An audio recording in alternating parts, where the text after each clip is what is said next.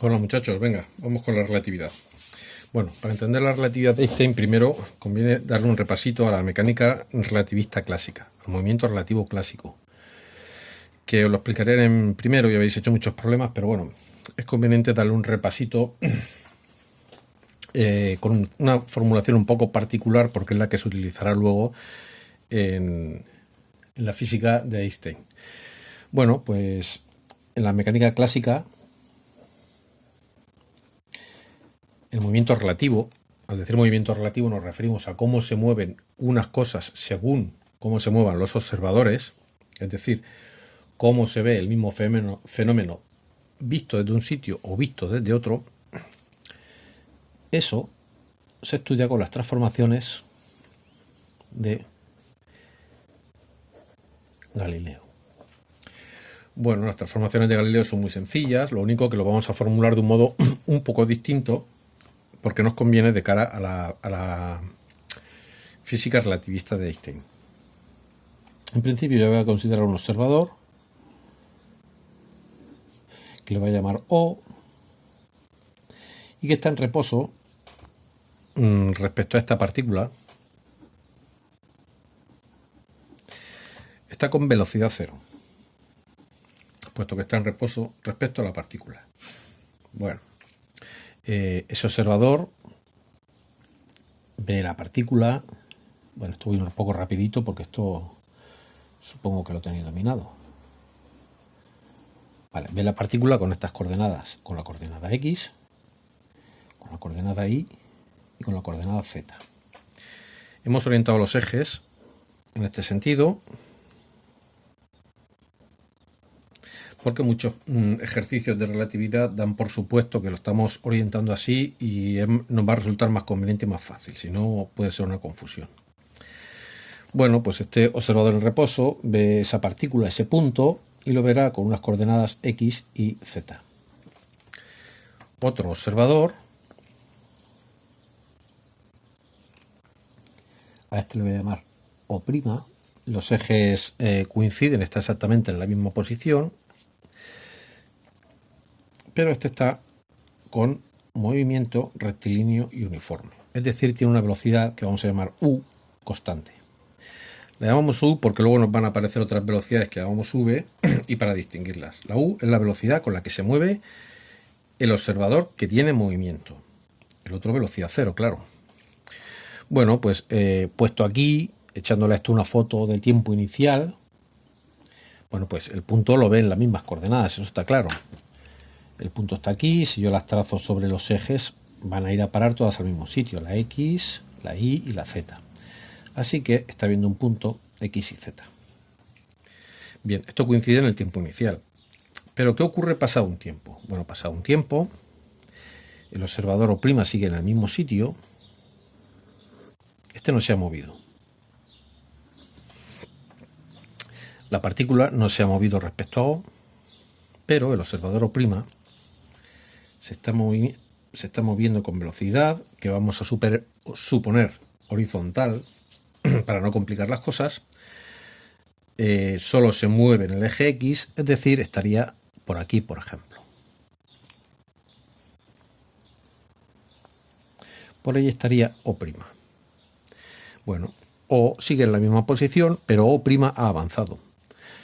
No ha avanzado en el sentido vertical, ni ha avanzado en el sentido perpendicular al papel. Ha avanzado en el sentido horizontal dentro del papel, en el sentido X.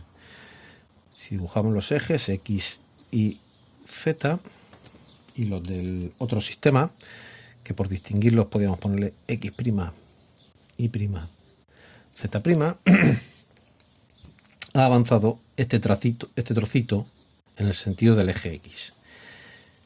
Vamos a ver cuánto es este trocito y ahora veremos por qué nos interesa saber cuánto es este trocito.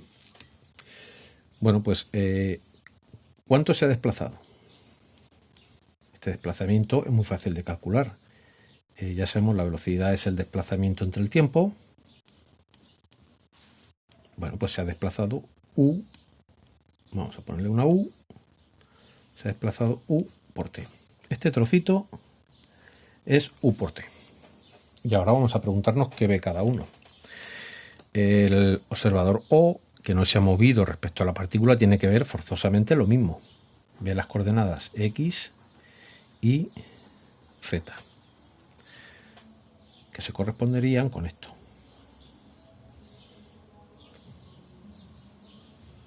Perdón, aquí puse Z y esto sí.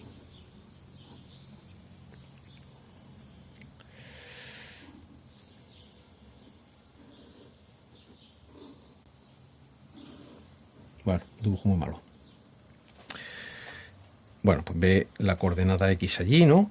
Por la proyección, ve la coordenada, perdón, la coordenada Y allí, ve la coordenada X allí y ve la coordenada Z allí. ¿Qué ve el observador O'? Bueno, el observador O', la coordenada que ve en el eje Y, vamos sobre sus ejes, en el eje Z, perdón, sería Z'.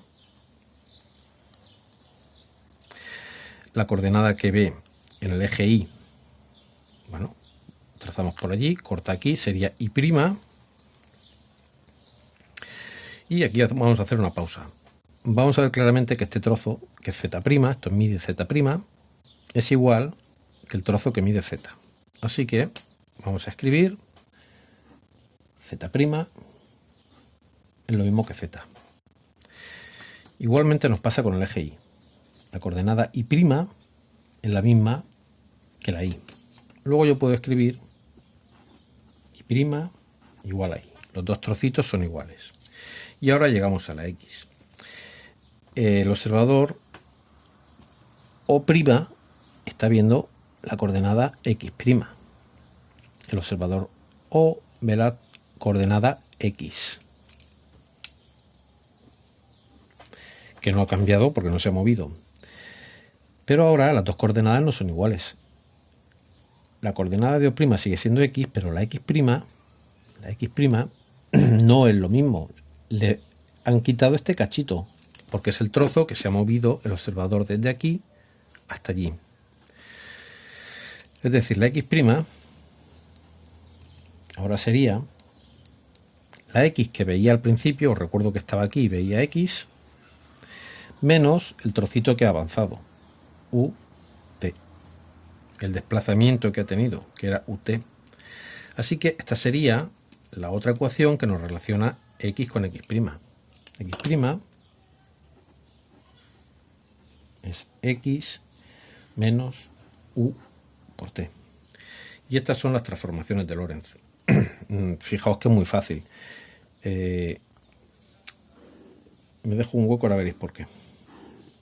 Bueno, vamos a un ejemplo sencillo. Bueno, pues vamos a imaginar que este es un observador quieto. Estaban allí, estaban a 20 metros de este edificio. Estaban a 20 metros. Un edificio que tenía pues, una determinada altura y una determinada anchura. Y ellos miran el piquito del edificio. Bueno, cuando pasa un tiempo, este observador lo sigue viendo a 20 metros de lejanía, pero este observador, supongamos que iba a una velocidad de 4 metros segundo y ha andado 2 segundos. Bueno, pues ha recorrido 4 por 2, 8 metros.